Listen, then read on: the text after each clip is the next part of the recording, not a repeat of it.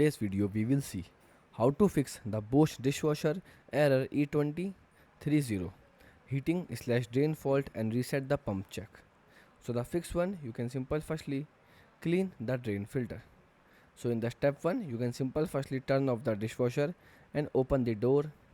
After that you can simple remove the bottom rack, then take out the drain filter and rinse it under water.